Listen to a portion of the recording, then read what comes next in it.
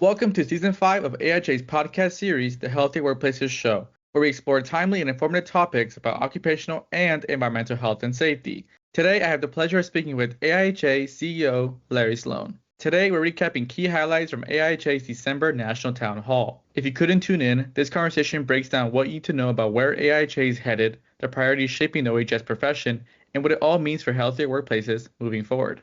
Larry, thank you for joining us today. Pleasure to be here. Thanks for having me. Let's get started. Let's talk about where AIHA is heading. December's National Town Hall highlighted AIHA's 2025 to 2027 strategic plan. What can you tell us about the future of AIHA?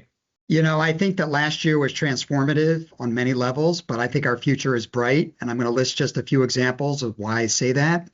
First of all, last year was a true wake-up call to the profession and to the association. We faced unprecedented political challenges with funding cuts to the agencies that support us, the reduction in force notices that went out to over 85% of the NIOSH workers.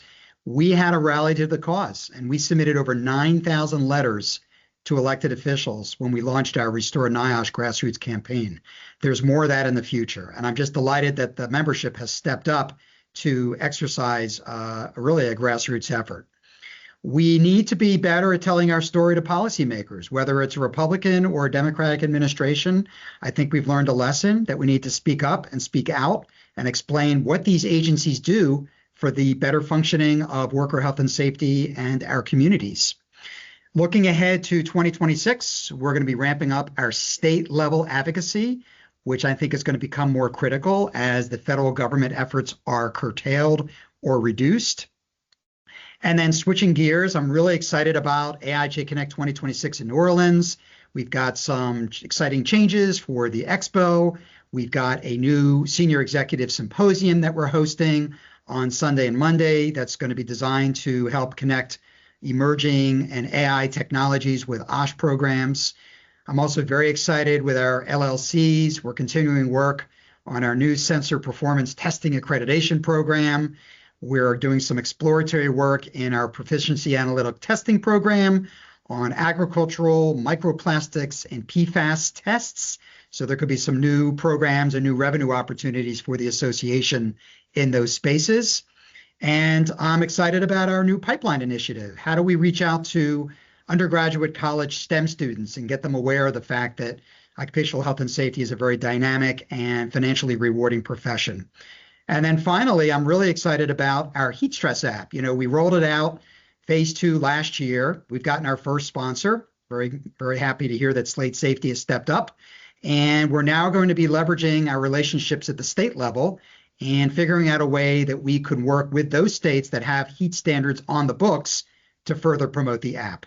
So that's just a sampling of some things that I'm excited about within the association. Now, that's very exciting to hear. One of AIHA's goals is to advance OEHS science and practice. Could you break down AIHA's continuous improvement plan for me? Sure. So first of all, let me explain the Advancing OEHS Science and Practice programs. There are 4.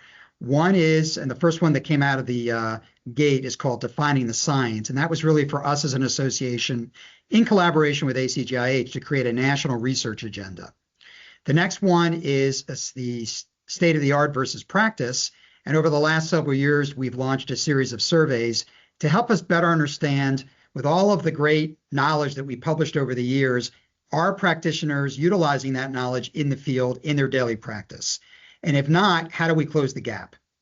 The third one is called Principles of Good Practice, which is basically a compendium of recommended good and enhanced practices that practitioners can apply in the field, again, based on guidance that we published over the last many years.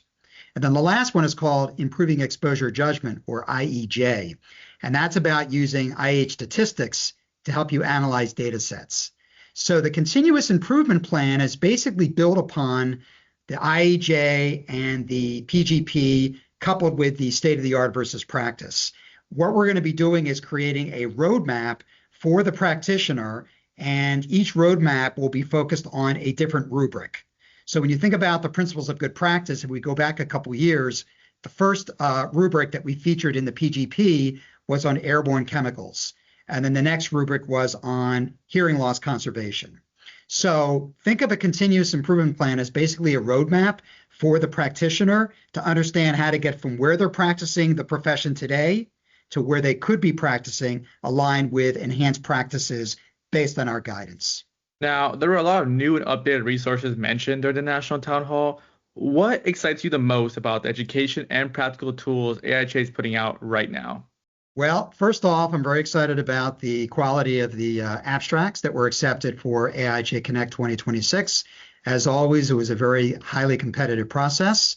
I'm very excited about the fact that we're adding virtual only PDCs on the front end of the conference experience. I mentioned earlier, we've got some exciting new attractions that you'll see in New Orleans.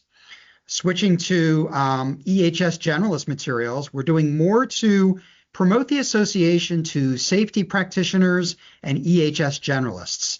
And so we've created a portal on the website that lists those materials that are catered to those audiences. We don't expect those folks to join AIHA, but we want to make sure that we are an established, recognized source of education for, again, safety and EHS generalists that need to get up to speed on the IH side of the equation. And then finally, I'm very excited about the ongoing efforts to promote our OEL program. We have the Occupational Exposure Limit program, which is housed under our Guideline Foundation. And that's basically going to be developing the equivalent of TLVs for AIHA. And that's a program that just came back to AIHA about a year ago. And that's going to further enhance the caliber and the suite of services that are maintained under the Guideline Foundation, in addition to things like the ERPG, which is the Emergency Response Planning Guideline Program, and some of the other initiatives there. Okay, so let's talk about the American Industrial Hygiene Foundation for a moment. In 2025, AIHF awarded $199,950 in scholarships to 53 students. What an achievement. What can you tell me about the new capital fundraising campaign for this year? Yeah, this is a really exciting effort, and we're just getting started. It was approved by the Foundation's Board of Trustees late last year, and the idea here will be to basically fund a research project where we're going to explore and select a fundraising consultant who is an expert in helping associations like AIJ develop capital fundraising campaigns. This is completely new territory for us. I think that this is something that every organization should be investing in if they have an education foundation like we do. Again, this is a very challenging time for 501c3s, and we need to invest and continue to sustain the pipeline of new talent. Now, personally, I've always given to the foundation, and I decided that at the end of last year, I was going to step it up, and I committed to funding what's called a new endowed scholarship under my name starting this year. And the purpose of the endowed scholarship is going to be to continue to fund students to help them attend conference each and every year. So that's my way of just paying it forward and helping the next generation of talent get exposed to AIHA Connect and building their professional networks. So very exciting times for the foundation. Very exciting. Now, every day, AIHA volunteers do great and wonderful things to advance the profession and change the world. How is AIHA creating more volunteer opportunities for OEHS professionals, and what would you tell someone who's interested in volunteering for the first time? Well, first of all, don't be shy. Step up and join. We have over 50 technical committees and working groups and advisory groups and things of that nature. There's something really for everybody, and it's a great opportunity to show your leadership, show your subject matter expertise, and then also, of course, learn from others. And if you're early in the career or you're a student, you don't automatically have to join and become an officer, but over time, it's a great way to exercise leadership and to build confidence. And so we always suggest that you start and join one or two groups, and then over time, if you like those groups, then you start looking at an officer position to exercise that leadership aspect of your professional development.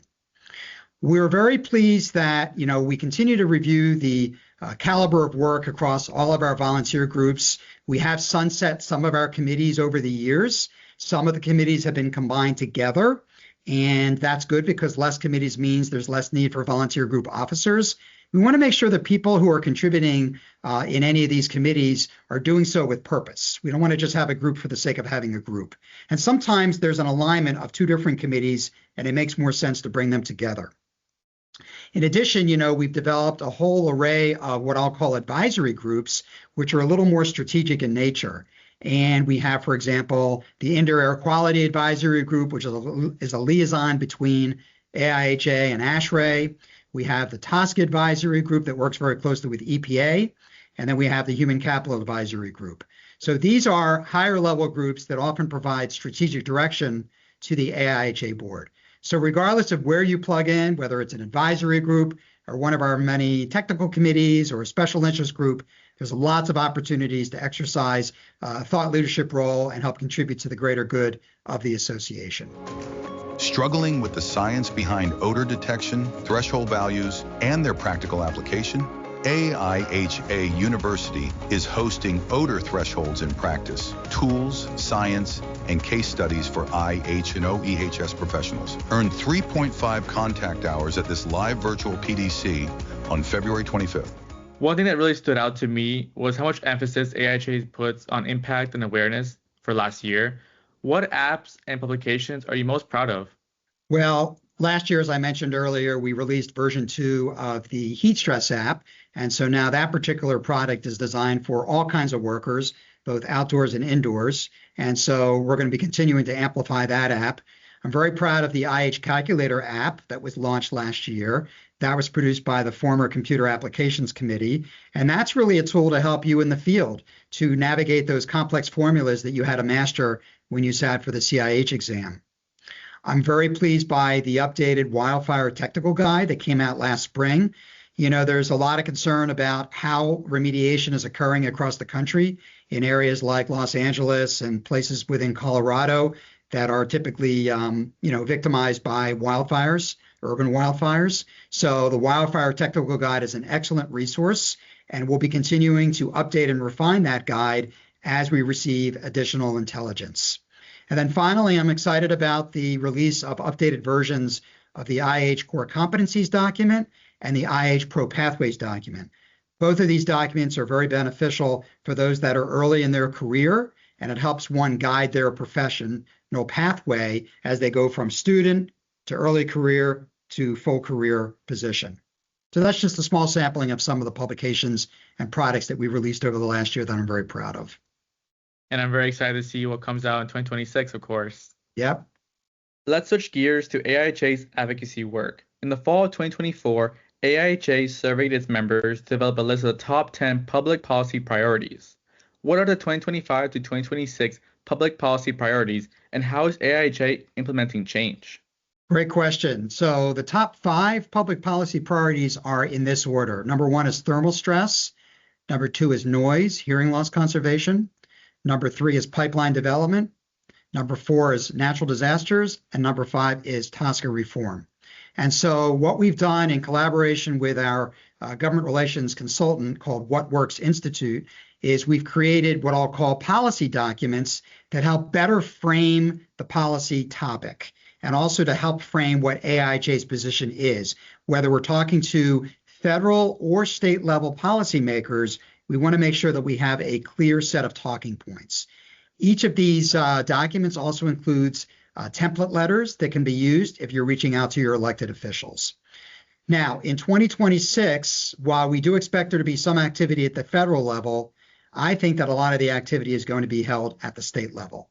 And so we're going to be identifying those key progressive states around the country where we think there's going to be the most activity. So for topics like thermal stress, noise, and natural disasters, we can see legislation and regulations being developed at the state level, and that's where we're going to plug in utilizing these materials that are contained in these policy documents. Now, TSCA reform, of course, is a federal initiative, and we're going to continue to work very closely with our friends over at the EPA. So a lot of exciting things that are happening on the public policy front. The other thing that I'll mention in closing is that we still have the 2 grassroots advocacy campaigns. One is the Restore NIOSH campaign, and the other one is what I'll call the OHS ecosystem. So that's all of the, not just NIOSH and OSHA, but also Chemical Safety Board, the Occupational Health and Safety Review Commission, NACOSH, which exists within OSHA. We want to make sure that these agencies and organizations are all fully functional. So we have to continue to educate our policymakers so that they understand the important role that each of these organizations plays to better protect worker health and safety. So a very exciting year ahead. Final question. If you could leave our audience with one message about the role of OHS professionals in today's changing world, what would it be? In a world that's changing faster than standards and regulations can keep up with, I think that our members, OEHS professionals, are an early warning system. We are the ones who see the risk before it becomes harm. And we are the ones that translate, complex science into practical decisions that protect people. So our role today, it's not just about compliance. That's the bare minimum. It's about leadership. It's about taking the company, the organization that you consult for to the next level. We do our job well. Most people won't even know our names, but they're going to go home safe, healthy, and able to live full lives. And that's the true impact that our profession makes on society. We are the unsung heroes, and we should be very proud of the role that we play. Well said. Larry, thank you so much for joining us today. It's been a pleasure. Thanks for having me once again. That wraps up today's episode of the Healthier Workplaces Show. To learn more, visit the AIHA website and follow us on social media. Thank you for tuning in, and as always, remember that healthier workplaces mean a healthier world. Until next time.